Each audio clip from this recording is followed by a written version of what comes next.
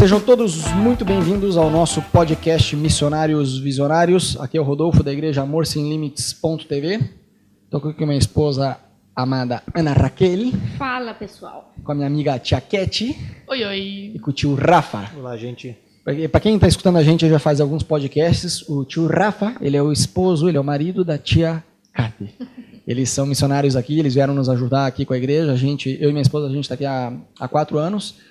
A gente veio plantar uma igreja aqui na capital e eles estão aqui há 1 ano, vieram nos ajudar. Todo mundo trabalha secularmente, o tio Rafa é paisagista, a tia Keti trabalha com turismo, a minha esposa é médica e eu trabalho com edição de vídeo.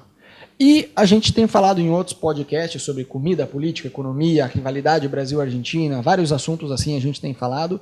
E agora eu queria falar com vocês sobre um assunto super importante nessa questão de se adaptar, que é sobre o lugar ser difícil. Né? Quando uma pessoa... Eu acho que quando a gente fala do contexto missionário, não sei vocês, eu desde pequeno, quando escutava ser missionário, eu já praticamente associava África, pobres e órfãos. Tipo assim, essa realidade. Ué, o cara vai ser missionário, vai ter que ser missionário na África. Existe uma realidade de missões urbanas. Soa para algumas pessoas quase como heresia um cara dizer que ele vai ser missionário, sei lá, em Nova York, ou em Paris, ou em Madrid, ou em Buenos Aires. É quase uma heresia. Não, você tem que ser missionário lá no Sudão.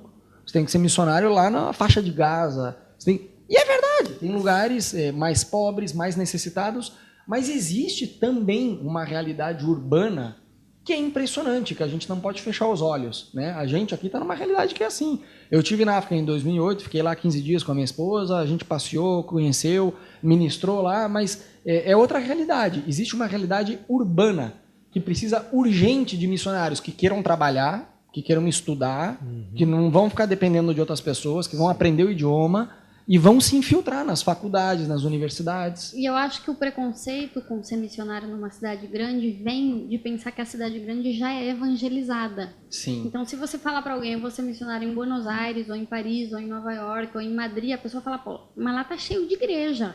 Lá tá cheio de gente que prega. Vai para um lugar que nunca escutou o evangelho. Sim. Mas, para nossa surpresa, por exemplo, Buenos Aires capital é uma cidade que tem 3% de evangélicos. 3%. A Índia, que é um país que você fala, pô, vai ser missionário na Índia, tem 7%. Sim.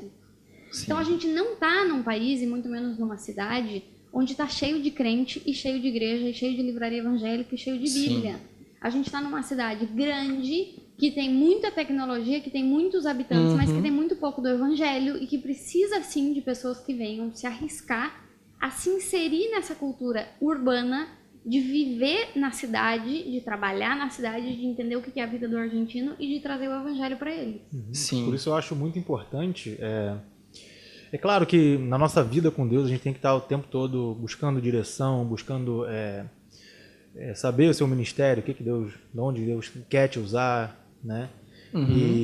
Mas é bem importante, acaba sendo meio redundante que a gente escuta sempre isso, você saber o seu chamado, você saber, mas é importante você ouvir a voz de Deus, porque a gente tem um olhar muito superficial da coisa. Tem uma coisa na Bíblia que a gente vê o tempo todo, que é citado em várias pregações, que Deus olha o coração. Sim. A gente não tem essa capacidade, é só Deus. Então, assim, você olhar e ver o missionário como um cara que tem que ir para um lugar que é pobre, a gente está olhando por fora. O exterior. O exterior, enquanto que em situações de cidades grandes, as pessoas têm sim, você visualmente elas estão bem, tem carro, tem um apartamento, tem um monte de coisa, mas no coração, cara... Tem outras necessidades, sim. Além do pão na mesa. Exatamente. Né? Um filho que tá drogado. São coisas que a gente não consegue ver e você às vezes se depara com situações de casais ou de pessoas que, sei lá, às vezes um cara tá à beira do suicídio e você, pô, o cara tá bem, o cara tem dinheiro. É gerente, tem grana. Sim. Entendeu? Então a importância de você ouvir Deus é muito. E ser missionário é isso, né? É você suprir a fome espiritual, porque a fome natural tá cheio de ONG que faz esse tipo de trabalho. Sim, é verdade.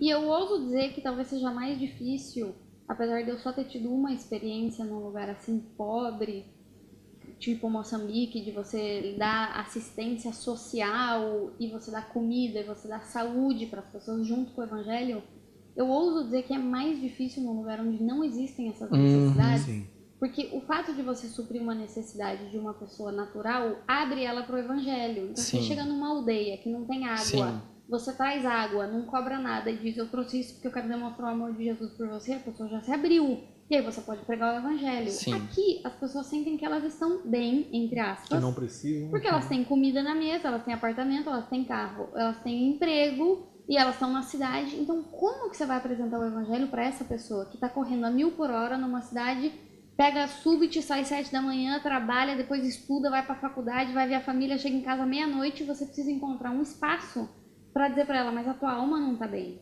Mas o teu espírito não está bem, você precisa de Jesus. Sim. Eu acho que é um grande desafio que Deus precisa levantar pessoas com um chamado para isso. Sim.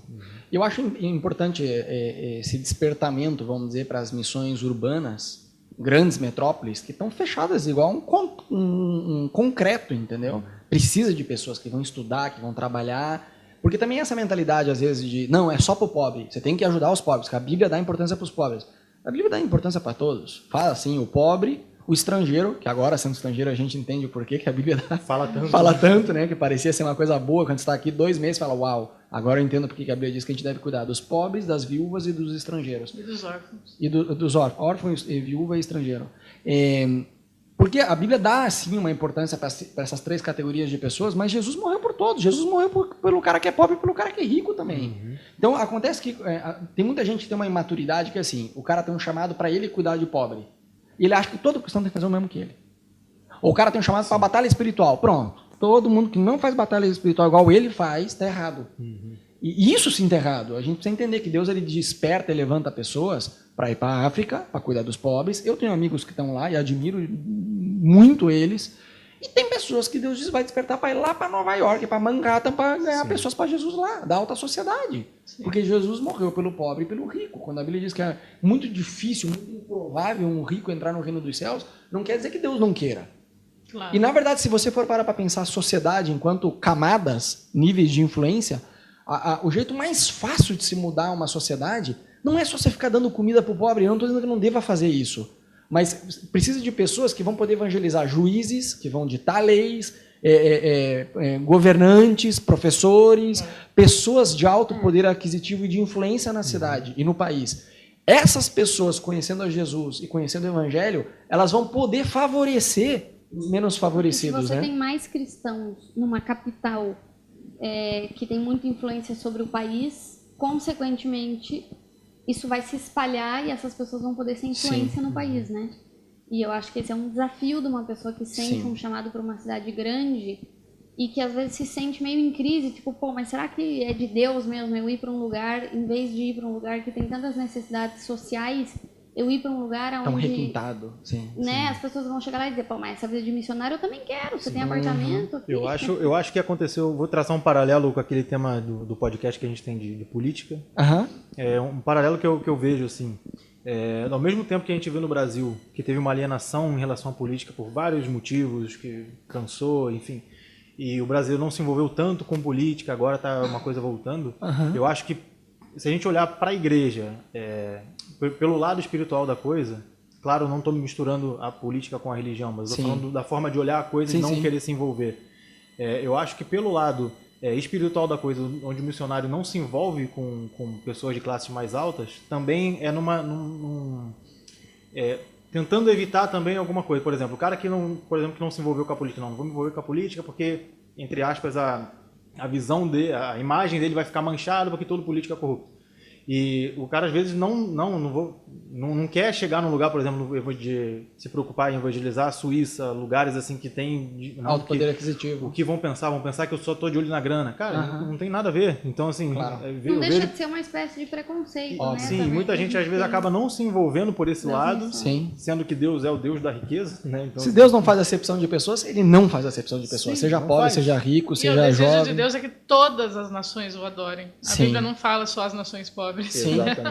Todas as nações, todos os povos e línguas o adoram. É verdade. E aqui, particularmente, eu acho que a gente tem, falando de Buenos Aires, agora a gente tem uma dificuldade grande, que é a ausência de igrejas, né? Então, por exemplo, Buenos Aires é uma cidade que tem vários bairros que não existe uma igreja cristã.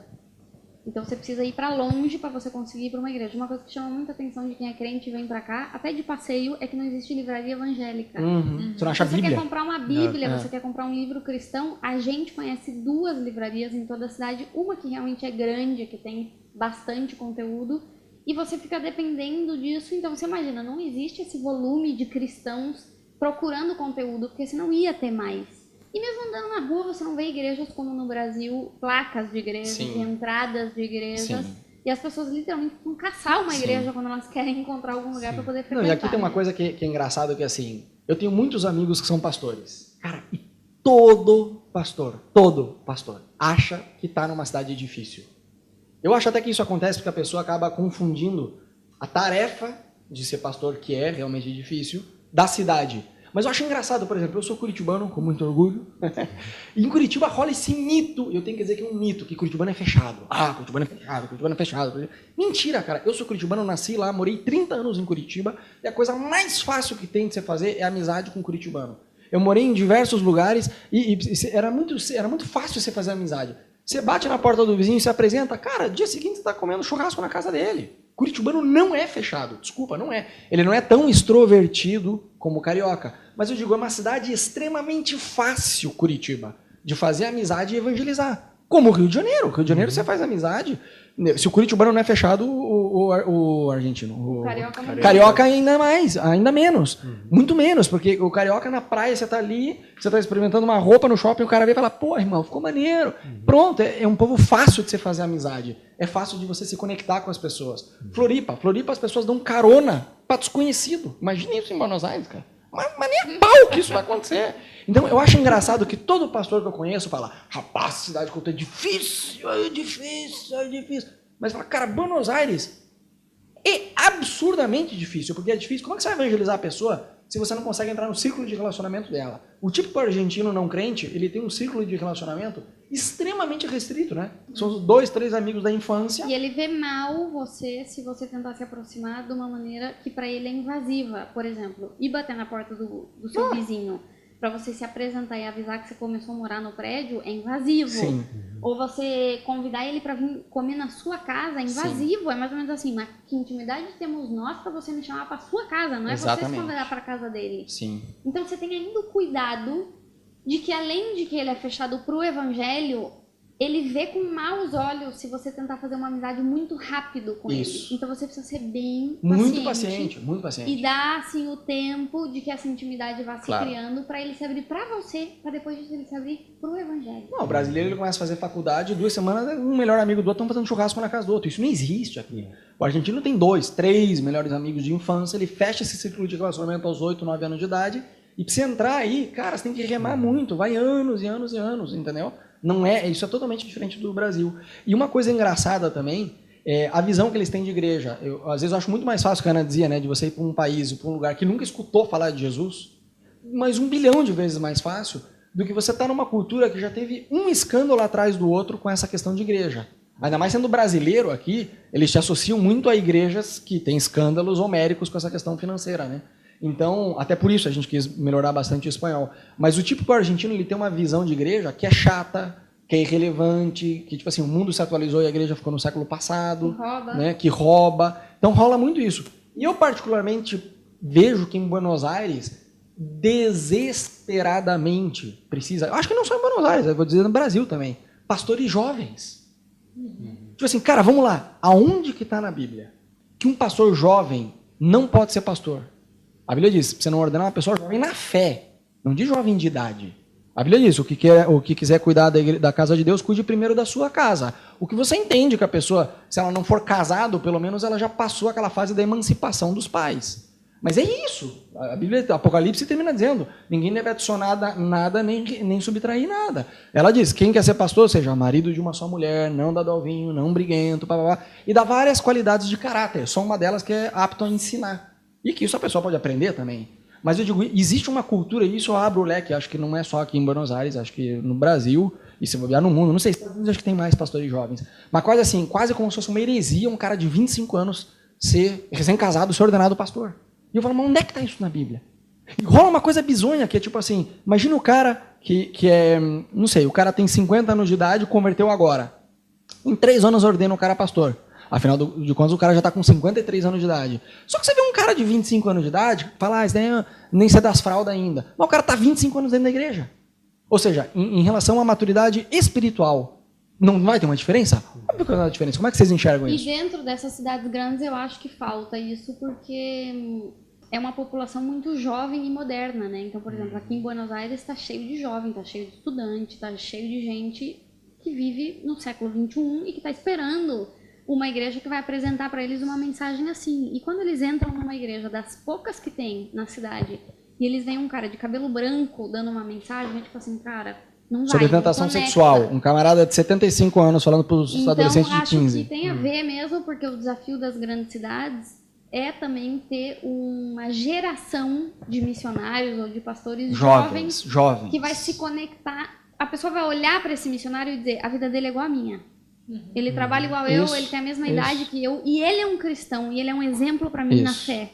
E aí vai ser mais relevante, talvez, esse ministério na cidade. Né? Sim. Acho que 30 anos é uma idade boa, que o cara consegue se conectar 10 anos antes com jovens de 20 e 10 anos depois com um cara de 40 anos de idade. Eu acho que é uma idade muito boa, 30 anos de idade, um cara ser pastor ou começar algo assim. Foi, por coincidência, a idade que a gente chegou aqui, né, amor? Sim. E na prática a gente viu o quão bom era isso. Porque muita gente falava, ninguém vai te dar crédito, porque você é novo, porque você é jovem. A Bíblia diz, ninguém te despreze por ser jovem.